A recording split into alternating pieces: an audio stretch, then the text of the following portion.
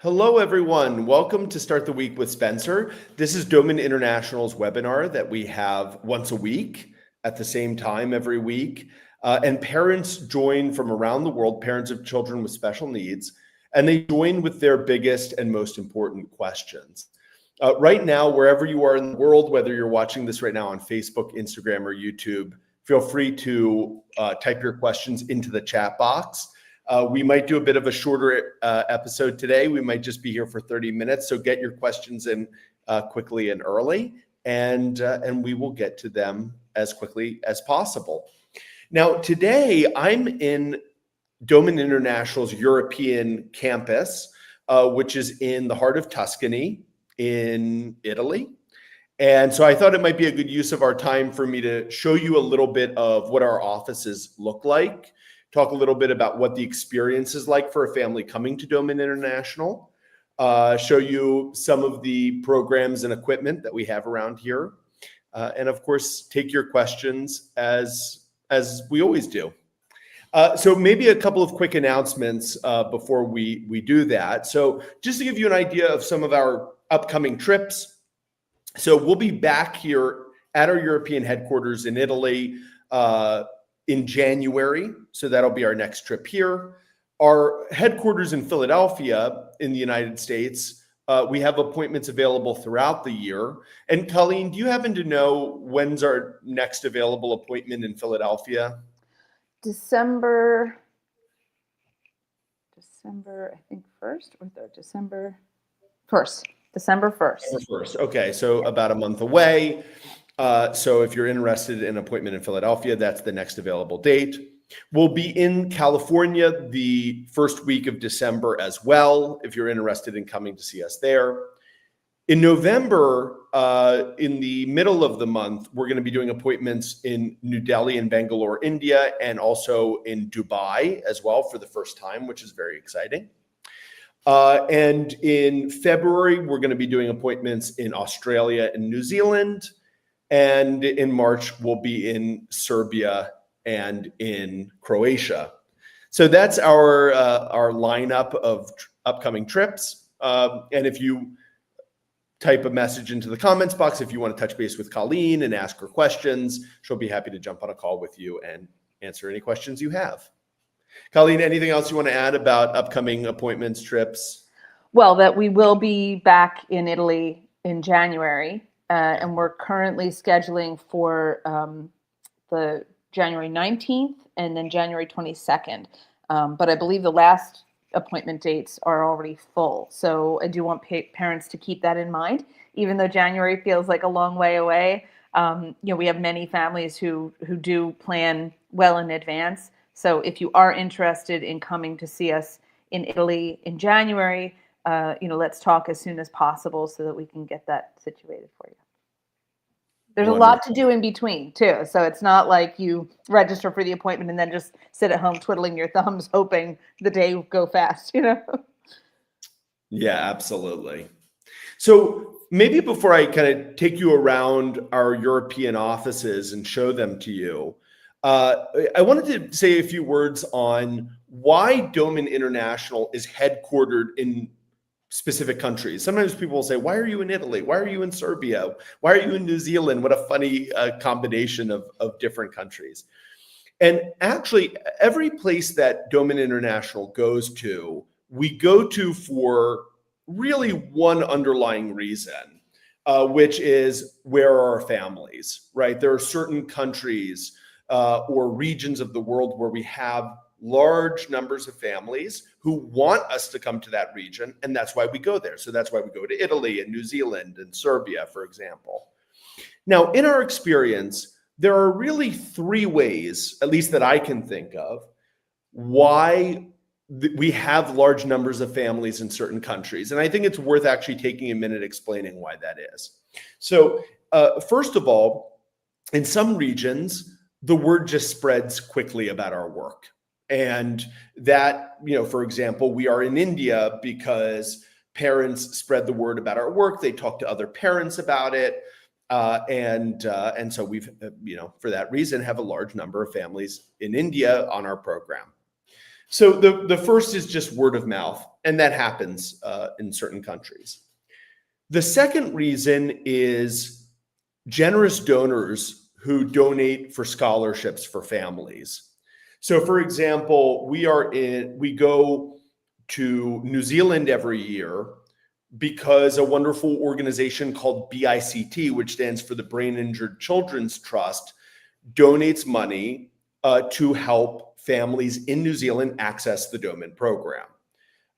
It's the same in Serbia and Croatia. We have donors in the Balkans who have donated money to help families in those regions. And I say this to everyone because even if you don't live in New Zealand or in Serbia or in Croatia, if you were ever wanting to get Doman International to come to your country, having a local donor who is willing to help families is a wonderful way to grow our number of families in a specific region. The third reason why we might have a large number of families in a region is if a country or a state helps families with the costs of the program. So, for example, in Norway, our families can have Doman International Services funded. That's why we started coming to Italy in the 1970s, I believe, because families from the health agency here in Italy could have our services reimbursed. So that is why we go to certain countries around the world, because the families can also have our services funded. But in the end, the most important thing is we go to a region because there are a large number of families, and the primary way that families hear about the Doman Method and about Doman International is through word of mouth, by hearing it from another family. Colleen, anything else you'd like to add to that? No, I think that pretty much covers it. Yeah, because I do have families frequently who will ask, well, why aren't you in this country or that country versus the ones where you are? And I do explain to them that, yeah, typically it's because we've had sponsors, who have brought us to a specific region, and that then builds the word of mouth because people talk to each other, families talk to each other, in their native language, and then there's a presence. So. Exactly right. And sometimes people will even ask, why are you in Philadelphia in the United States? And it's just because the Doman family happens to be from Philadelphia. And for that reason, we've been here for the last 70 years. And a lot of our senior staff live here in Philadelphia as well. All right, so let me take you a little bit around our European Institute. So our European campus, we founded this campus in 1990. I was a young child. My dad, Douglas, found the campus. And we happened to be helped by local doctors who happened to be dads on our program. So dads of children who are on our program. And they said to my dad, hey, why don't you come to Pisa outside Tuscany, because we can help you establish a campus here. And that's how we got here 35 years ago. So let me start by showing you a little bit. This is my office here. And you can see here that on my wall, I have black and white checkerboard. And this is specifically for children who have severe visual problems because of brain injury. Because for a child who doesn't see well, the best thing we can do for their visual development is contrast. So you can see black and white in terms of color is the best visual contrast that we could possibly give to a child. So you can see here we've got white images on a black background, right? Or black images on a white background. And sometimes I will have parents bring their severely brain injured child into my office. And for the first time in the child's life, the child will look at this wall and their eyes will open up. And it's as if the child is seeing something for the first time in their life. And they are, because this is user-friendly for a child with severe, usually they're diagnosed with cortical visual impairment, meaning they're impaired visually because of an injury in the cortex. So with the Doman method, we use a lot of black and white images to help develop vision. We'll show these as slideshows on tablet screens or television screens, because that very strong visual contrast, the light of the screen, helps the child see much better. So we do a lot of intense visual stimulation with children with visual problems to help them see better. So because I am a member of the cognitive development department, that's why I have a black and white checkerboard on my wall. Now, right next to my office, we have here the mobility room. Okay, so this is the room in our clinic where we help children with mobility challenges. And you can see behind me something which is called Glenn's ladder. Glenn's ladder is very important because we use it for children who cannot yet walk to teach them how to walk. And I'm not sure if you can see this from where you are. I'll get a little closer, but you can see that, along this ladder, there are rungs that allow a child to grab onto the rungs, okay? And it allows them to stay upright and walk under the ladder. And again, just like how I said, how there are some children who will look at that black and white contrast wall and react to it for the first time, I've seen many children walk under this ladder for the first time in their lives. And, parents will sometimes cry because it's so touching for them for the first time in their life to see their child walking, even though it's with help, at least doing it on their own without someone having to hold them.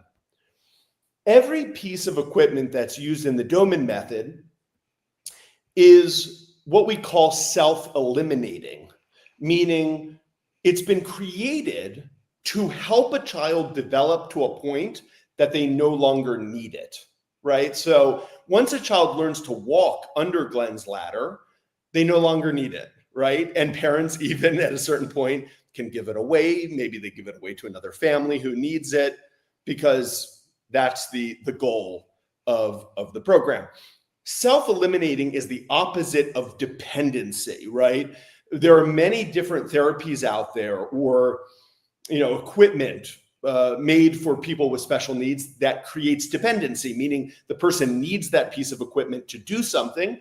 And if, heaven forbid, it's taken away from them, they're no better off than they were before. In fact, sometimes they're even worse off than they were before, because when you have dependence on something, you tend to get weaker and weaker as time goes on, right? So, think of, if someone doesn't see very well and you give them glasses, it creates a dependency, but their vision often gets weaker and weaker as time goes on with the glasses. So anything that requires dependency usually leads to a weakening of the skill. With the Doman method, we try to do the opposite. We strengthen the child until we eliminate the need for this. Now, for children, Colleen, anything you want to add? I was going to say, it really reminds me of a story. I talked to a dad a couple months ago, and they have started coming for appointments now. He said his light bulb moment with his child, when he realized that they needed to start looking for alternatives to the treatment that they had been pursuing so far, was when his child, who's I think 3 or so, was placed in a stander. And because this child does not have good tone and can't stand on his, can't really move on his own. So he was placed in a stander, and the therapist said to the parents, "Look, he's standing. This is great. We're gonna work on this." And dad thought, "He's not standing. He's propped in a thingamajig, and he's strapped in. This is a lie. Like, this is not helping my son, But he said that was the moment. And then he talked to his wife and said, this is not the way. Like, I don't see, he's like, we're not doing anything to really help him to be able to stand on his own. And to say that propping him in a stander is him standing is not true. So let's try to find. And his wife was like, yeah, I thought the same thing. It was disturbing to them. Yeah. Yeah, absolutely. So, And by yeah. the way, I see this all the time when it comes to mobility milestones, where in certain treatment centers, they'll say, look, this child is now walking with support. And when you watch the video of the child, it's clear that the child is completely dependent on whatever they're using, whatever piece of equipment they're in at that point, or it might be a brace or something like that. And, first of all, walking from support is not the same as walking independently. And in fact, what we've found is that very often children have to achieve certain mobility milestones before they're truly ready to walk on their own. We have to develop their balance in different ways to get them ready for walking, essentially kind of walking readiness, let's say. And so actually that brings me to the next thing I want to show everyone, which is something called the inclined floor. So here you can see in the corner of our mobility room, a piece of an equipment called the inclined floor, okay? And I think it's pretty obvious why it's called the inclined floor. It's a floor and it's inclined, okay? But this has been specially designed to be as smooth as possible. So we actually use a specific kind of material on the inclined floor, which is called tempered masonite, which is a very smooth surface. And a smooth surface is very important so that it's easy for the child to crawl down. So what we would do is we'd place the child at the top of the floor. And what happens, even with a child who is severely or profoundly brain injured, you place them on their bellies at the top of the floor, and they will move their hands and their arms and legs. And you will start to see them with every slight movement that they make with their arms and legs, they move slightly down the floor, right? They'll move forward maybe a few centimeters. And then they'll move their arms and legs and move more down the floor. And over the course of a couple of minutes, they will crawl all the way down this floor. And for many of those children, it's the first time in their lives they've ever moved on their own. And the reason why the inclined floor is so successful is, in addition to being smooth, it's taking gravity and making it into a friend for the child, right? You place the child at the top of that floor, they move their arms and legs, they move forward slightly on the floor. And so the child's brain starts to learn, I move my arms and legs and I move forward on the floor. And that's how the child begins that process of crawling, which is so important. I mentioned before, usually a child has to reach certain mobility milestones like crawling and creeping before they're ready to walk. Crawling meaning on the belly, creeping on the hands and knees. And so for thousands of children, the inclined floor has been the first step that they have taken toward walking. And, last week we had a family here from Azerbaijan. By the way, even though our institute is here in Italy, we have parents come from all around the world. Last week we had families from Azerbaijan, we had families from Portugal, from the UK, from South Africa. And of course, all of these parents, while they speak different languages and come from very different cultures, they all have a very important thing in common, which is they have a child with neurodevelopmental delays. And so it's wonderful to watch them all in the waiting room, chatting and becoming friends. And I'll show you all the waiting room in a second. But there was one family here from Azerbaijan, and this family happens to have twins who are both brain injured. So they have two children, same age, with a brain injury. And I was working in my office, but as you can see, we've got glass here between the different offices. And I watched as the mobility staff member placed the first girl at the top of the floor, and I watched this girl crawl all the way down the floor. And then, by the way, first time the child had ever moved on her own. Then they took her sister, they put her on the floor. The child started crawling down the floor. So both girls crawled down the floor. Then, even for me, what happened next was surprising. The mobility staff member then said, hey, wow, they did pretty well on that. Why don't we put them down on the flat floor and see how they do? And the two girls proceeded to start crawling forward on the flat floor for the first time in their lives. So, I mean, even for us, watching something like that is, of course, amazing, but also a surprise. It doesn't usually work that quickly. And the staff were kind of, we were all joking a little bit saying, wow, we're not used to it working that quickly. Usually it takes, weeks of or months of consistency to really see a child crawl on their own on the flat floor. But for some children, it's just a matter of giving them the opportunity, which they may have never had before. So that is the inclined floor. I'll give you one last look. Now, one of the most important things about the inclined floor is determining the right height for a child. And so this is not meant to be a slide, right? It's not meant to, you put a child there and they slide down like it's a slide at a playground. It's important that we set this at the perfect height so that when we place a child on the floor, they shouldn't move forward if they're not moving their arms and legs, right? They should stay in the same place. But if they move their arms and legs slightly, their body should move forward a little bit. And that's very important because if the child slides down the floor without moving their arms and legs, we're teaching the brain a dangerous lie, which is you move forward without using your arms and legs. That's not true. So we've got to set it at the perfect height so that the child will move forward a little bit if they move their arms and legs. And of course, for us, the best way to determine that with a child is to actually be there with them and put them on the floor. Colleen, before I leave the mobility office, anything you'd like to say about Glenn's ladder, inclined floor, or anything else? Yes, absolutely. Two things. Number one, it's really important for me to tell families all around the world, Doman International does not produce equipment. We don't ship equipment.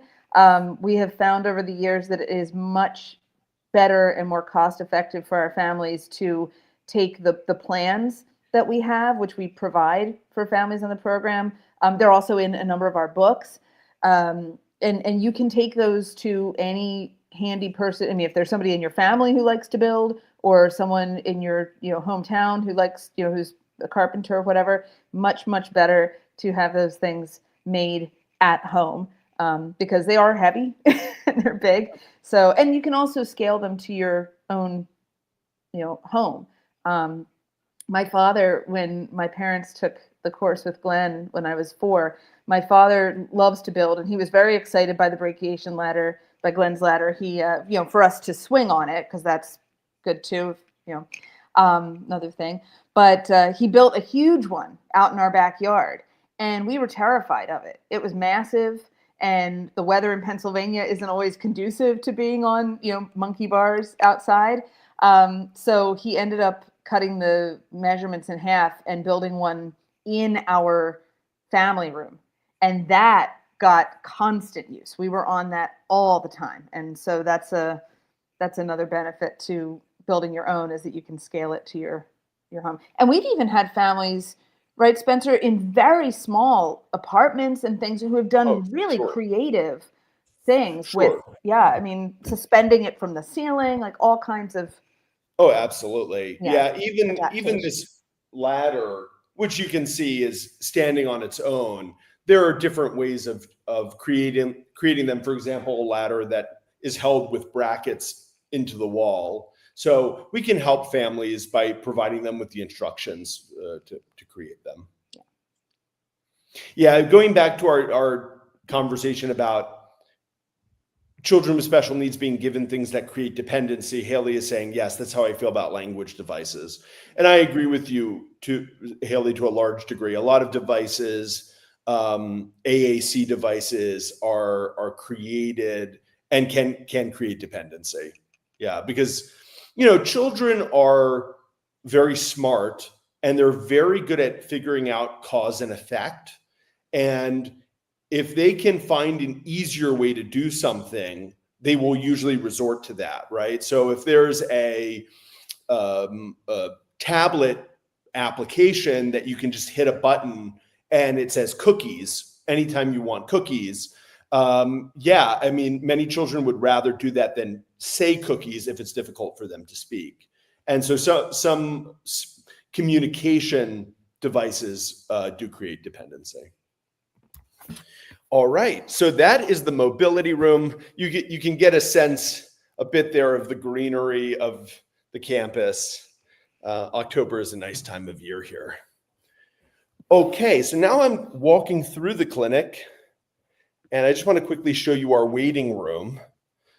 So you can see here in the waiting room, it's lined by different flags representing the many different countries that our families come from. So you can see here every country we've had families from Spain, from Russia, from Greece, from Italy, from the United States. There we have the Doman International flag.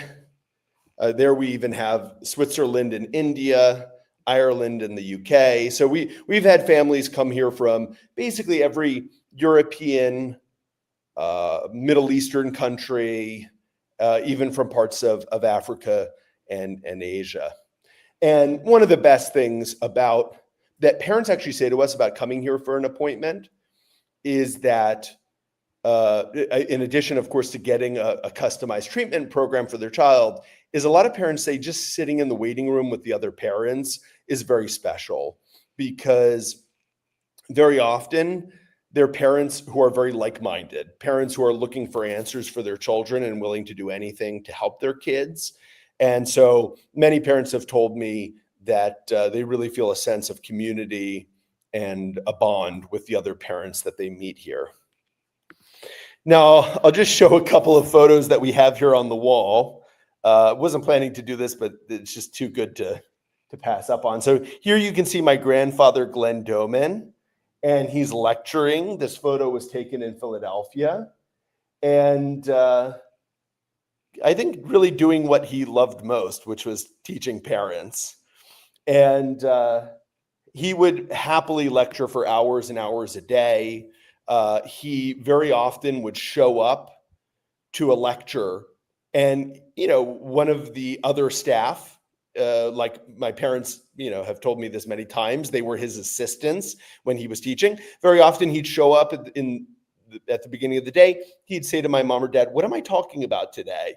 And they'd say, "Oh, you're talking about, how to get immobile children walking." And he'd say, "Oh, great." And he would go, and they said he would do the most amazing lecture they'd ever seen. And, he didn't even need to plan for it.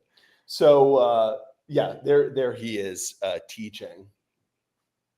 Here you can see, hopefully you can see this well. You might want to get a little closer. A little closer? Yeah, I think so. Yeah, I'm getting a little light there. Okay. That's better, yeah. That's better. All right. So here you can see my grandfather, Glenn Doman. This is my grandmother, Katie, his wife of, I believe, 70 years. And here they're meeting Pope John Paul II in Rome. And my grandfather is actually presenting the Pope with white leather-bound copies of the book, How to Teach Your Baby to Read and What to Do About Your Brain and Your Child, two of my grandfather's books to be kept in the Vatican Library. So there are some of the photos. Oh, over here, you can see we've got many of the Doman books available for parents. Members of the Doman family, I believe, have written 9 different published books. We have 2 more books that are on the way, but here you can see some of the most common first books that parents read. So here we have The Doman Method from Special Needs to Wellness, written by my dad, Douglas, and I. We have I showed you Glenn's Ladder before. Here's a book called From Immobility to Walking by my dad, Douglas, all about how to help an immobile child walk. By the way, the girl on the cover, Jade, learned to walk under that ladder that I showed you earlier. She went from immobility to walking. Here we have the Doman Cookbook, a book all about the Doman Nutrition Program for children with special needs. It includes 150 recipes for the Doman diet. And let's see if there are any other here. Oh, and then specifically for parents with an autism diagnosis, we have the book Answering Autism. Anything you'd like to say about the books, Colleen? I think anybody who is listening, who's joining us right now, who hasn't yet read any of the books, I'd recommend getting a hold of one, because even for families who are coming for an appointment, sometimes parents will say, well, I'm scheduling my appointment. Do I really need to have the book? They're such a fantastic resource. You can, if you've got a book, you can mark up the pages and you can dog ear things just to remind yourself. I reread the Doman Method from Special Needs to Wellness about once a year, just to remind myself of important points to share with families who are considering what we do, because it is really, really fundamentally different from anything else that's out there. And I think that the book does a spectacular job of explaining how it's different, why it's different. And I think for parents who, whether you're already planning to come for an appointment with us, whether you're already, coming to see us, or if you're just thinking about it, it really is going to answer a lot of questions that you can know then, like, does this resonate with me? Is this something that I feel would be good for my family? Because it's, it is very different.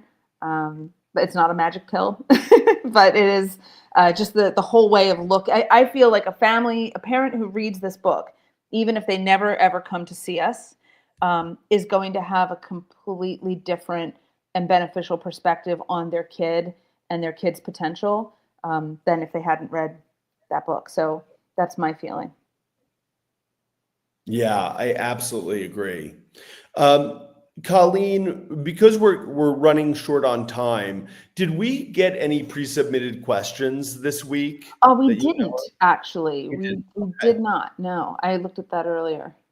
All right, perfect. Well, listen, I'll give everyone maybe 2 more minutes. If you're watching this right now and you have a question that you'd like answered, go ahead right now and type it into the comments box. Just for me to reiterate a few other things that were mentioned at the start of the broadcast. So Doman International's headquarters are in Philadelphia in the United States, but I'm here right now at our European Center in Pisa, Italy. But wherever you are in the world, we likely see families close to you. We see families in multiple different parts of Europe. We see families in India, in Oceania, in Australia, New Zealand, in different locations in the United States. And we're going to Dubai for the first time. So wherever you are in the world, if you reach out to us, we'll let you know where we're going to be close to you. And even if you couldn't make it to one of our locations, we do see families remotely online via video conferencing. Colleen, could you just let everyone know how they can contact you? Definitely. So you can always send a direct message through our social media, because I see all of those. But the way to get in touch with me personally is info, I-N-F-O, at domaninternational.org. That is my personal email address for the organization. So it doesn't just go to a random place. Or you can call me or message me. I have WhatsApp and Telegram, I think, and Signal on country code 1-814-232-8668. I was typing out the number, Colleen, and I put the wrong number. So so you said 814-232-8668. Yep, yeah. Exactly. You would have thought after all this time I would know it, but I don't. Nobody remembers anyone's number anymore. Exactly right. So everyone can see Colleen's number up there on the screen. All right, everyone. Well, thank you so much. So we'll be back here next week at the same time. We always do this webinar at the same time every week. And I'm just looking at our schedule for next week to see if I can tell you what, oh, it looks like next week I'm going to have a special guest. Her name is Dr. Tamara Cohen. Tamara is a member of the Doman International team, and she works both in our respiratory development department and also in mobility development. So I'm going to be interviewing her about her experience on the Doman International staff. She teaches families from all around the world about mobility and respiratory development. So it's going to be exciting to talk to a member of the team who has a lot of knowledge in multiple areas of child development. Folks, I do want to mention that in the United States, our clocks will be changing on Sunday. So it may affect your time. It may not. I don't know. My whole point is we are always at 11 a.m. Eastern time, New York time. So just double check your world clock if you're not in our time zone or in the United States. Exactly. And just remember, everyone, just remember New York time. If you Google it, you can see what the difference is. Yeah. That's right. Thank you. All right, everyone. Thank you so much for joining. We'll see you all next week. Thank you, Colleen. You bet. Take care. Bye-bye.